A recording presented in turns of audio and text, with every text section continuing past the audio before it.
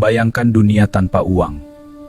Setiap pertukaran bergantung pada satu kebetulan yang sempurna, dan kebetulan itu jarang terjadi. Ini Mesopotamia, 6.000 tahun lalu. Manusia pertama belajar berdagang, satu ember gandum ditukar seekor kambing. Tapi barter memiliki kelemahan fatal.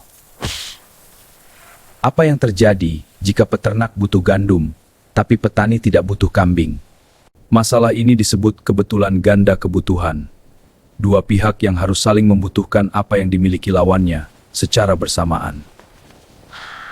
Manusia mulai bereksperimen. Kulit kerang, biji kakao, garam, benda-benda ini menjadi perantara pertukaran pertama di seluruh penjuru dunia.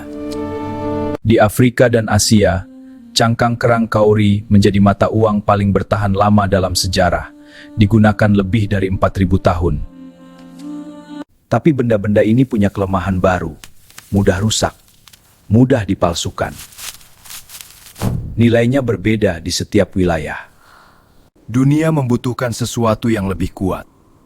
Sesuatu yang tidak bisa membusuk. Sesuatu yang semua orang percayai nilainya. Sekitar 600 tahun sebelum Masehi, di sebuah kerajaan kecil di pesisir Aegea, sesuatu yang mengubah dunia sedang ditempa. Lydia, sebuah kerajaan di wilayah yang kini disebut Turki. Disinilah koin pertama dalam sejarah manusia lahir. Raja Alyattes memerintahkan pencetakan logam elektrum, campuran alami emas dan perak, menjadi keping-keping berukiran kepala singa. Untuk pertama kalinya, nilai sebuah logam dijamin oleh otoritas negara. Bukan oleh beratnya, bukan oleh kilaunya, tapi oleh kepercayaan. Raja Croesus memperluas sistem ini, memisahkan emas dan perak menjadi koin murni yang terpisah. Sistem moneter pertama di dunia. Nama Croesus abadi dalam bahasa manusia. Hingga hari ini, kaya seperti Croesus masih diucapkan di seluruh penjuru bumi. Yunani mengadopsi sistem koin, kemudian Persia, kemudian Roma. Setiap kekaisaran mencetak wajah pemimpinnya. Uang menjadi propaganda sekaligus alat tukar. Koin Romawi menyebar dari Inggris hingga India. Untuk pertama kalinya, pedagang di Alexandria bisa bertransaksi dengan pedagang di Palmyra. Koin pun memiliki kelemahan, berat untuk dibawa, mudah dicuri. Dan semakin besar kekaisaran, semakin besar masalah ini. Di sebelah timur, sebuah peradaban kuno sedang bereksperimen dengan solusi yang jauh lebih radikal dan jauh lebih berbahaya. Tiongkok, dinasti Tang, abad ke-8. Para pedagang mulai meninggalkan koin di brankas dan membawa surat bukti titipan sebagai gantinya. Surat ini disebut Fei Qian, uang terbang, ringan, mudah dibawa, dan bisa ditukar kembali dengan koin emas kapan saja. Dinasti Song membuat sejarah. Pada tahun 3, pemerintah mencetak Jiaozi, uang kapas pertama yang pernah ada di muka bumi. Kekuasaan mencetak uang adalah pedang bermata dua. Pemerintah yang butuh dana mulai mencetak lebih banyak kertas daripada cadangan emas yang dimiliki. Hasilnya, inflasi, harga barang melonjak, kepercayaan rakyat terhadap Jiaozi runtuh. Tiongkok menghadapi krisis moneter pertama dalam sejarah. Tapi sistem ini tidak mati. Ia berevolusi. Dinasti Yuan memperluas penggunaan uang kertas ke seluruh wilayah kekaisaran yang luas.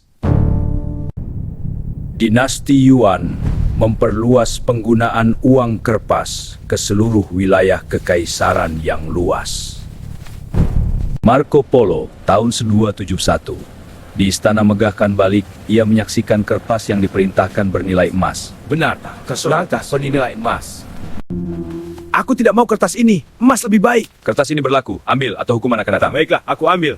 Polo mencatat, Sang Han membuat rakyat menerima kertas itu dengan ancaman atau mati. Ia membawa cerita ini kembali ke Eropa. Tapi Eropa menertawakannya.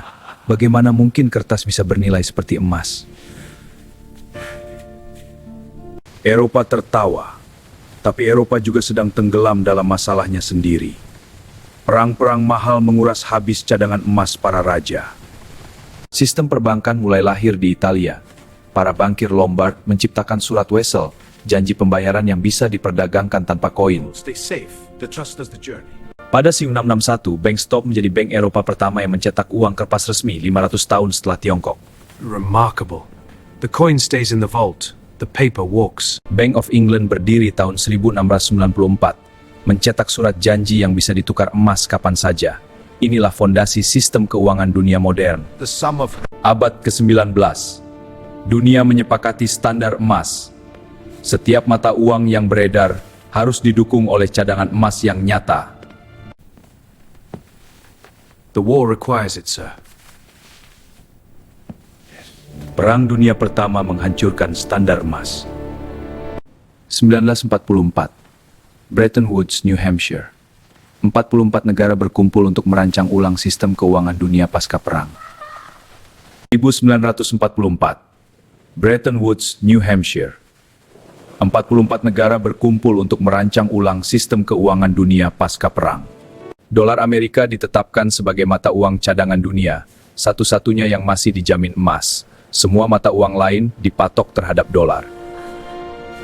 Tapi Amerika mulai menghabiskan lebih dari yang dimilikinya. Perang Vietnam, program sosial besar, defisit yang tak terbendung. I have directed Secretary Connolly to suspend temporarily the convertibility of 15 Agustus 2005, Presiden mengumumkan Kudus dunia yang mengubah segalanya. Dalam satu malam, uang tidak lagi dijamin logam apapun. Ia hanya dijamin oleh satu hal yang tak terlihat, kepercayaan. Ini disebut fiat currency, uang berdasarkan dekret. Bernilai karena pemerintah menyatakannya bernilai. Dan karena kita semua setuju untuk percaya. Renungkan ini, selembar rupiah di tanganmu tidak memiliki nilai intrinsik. Ia berharga karena jutaan orang Indonesia sepakat bahwa ia berharga. Inilah paradoks terdalam uang. Sesuatu yang bernilai hanya karena kita percaya ia bernilai. Sebuah janji kolektif yang tak pernah tertulis. Dari cangkang kerang Mesopotamia hingga bit digital di server bank, manusia tidak pernah berdagang dengan benda. Kita selalu berdagang dengan kepercayaan. Hari ini, Bitcoin menantang semua ini. Sebuah uang tanpa negara, tanpa bank sentral, tanpa wajah pemimpin di atasnya. Tapi apakah kripto benar-benar berbeda? Ia pun hanya bernilai karena jutaan orang percaya ia bernilai. Sejarah berulang dalam wujud baru. Sejarah uang adalah sejarah kepercayaan manusia. Setiap kali kepercayaan itu runtuh, peradaban ikut runtuh bersamanya. Dan di tanganmu sekarang, tersimpan potongan kecil kepercayaan kolektif manusia. Gunakanlah dengan bijak.